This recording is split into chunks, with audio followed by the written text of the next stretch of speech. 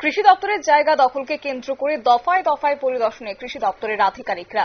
মূলত বিলোনিয়া মহকুমার রাজনগর ব্লকের অন্তর্গত দক্ষিণ রাজনগর গ্রাম পঞ্চায়েতে সম্প্রতি এলাকায় কৃষি দপ্তরের রাজনগর কৃষি মহকুমার পক্ষ থেকে রাবার গাছ কাটাকে কেন্দ্র করে উত্তেজনা সৃষ্টি হয় এবং সেই সঙ্গে অভিযোগ ছিল যে তীব্রা মত দলের পক্ষ থেকে রাজনগর কৃষি মহকুমার অফিসে তালা লাগিয়ে উত্তেজনা সৃষ্টি করতে চাইলে পুলিশের সাথে তীব্রা মথা দলের কর্মী সমর্থকদের ধস্তাধস্তি হয় এবং পরবর্তী সময়ে হুমকি প্রদান করা হয়।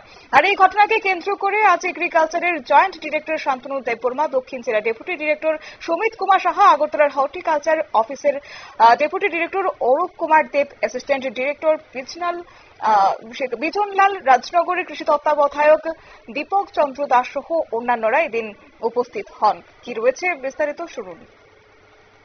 দেখি আমাদের শ্রমিককে এখান থেকে নেওয়া হয়েছে এবং বাগানও সেখানে বিভিন্নভাবে জঙ্গলে কেন্দ্র হয়ে পড়েছে এবং সেখানে এই পরিবেশ সৃষ্টি হওয়াতে আমাদের এই বাগানটা জায়গাতে আমাদের অনেক স্বার্থান্বেষী লোক সেখানে আমাদের এই যে এগ্রিকালচার বাগানটা সেখানে দখল করার উদ্যোগ নিচ্ছে এবং করছে।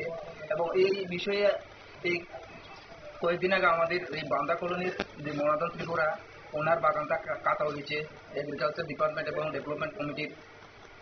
কৃষি দপ্তর এবং স্থানীয় এলাকাবাসী জানিয়েছে যে জায়গাতে রাবার বাগান কাটা হয়েছে সেই জায়গাটি দীর্ঘ 40 বছরেরও বেশি সময় ধরে কৃষি দপ্তরের অধীনে রয়েছে। প্রায় 119 হেক্টর অর্থাৎ 600 কানেরও বেশি জায়গা রয়েছে কৃষি দপ্তর রাজনগর কৃষি মহকুমার অধীনে। এখন কাজু বাদাম এবং ফলের বাগান রয়েছে, তাই ইতিমধ্যেই বেশ কিছু জায়গা দখল করে রাবার বাগান ধ্বংস করে কিছু স্বার্থান্বেষী লোকজন। এমনই কিন্তু অভিযোগ। নিয়ে নিচ্ছে ছোট্ট একটি বিজ্ঞাপন বিরতির সঙ্গে থাকুন।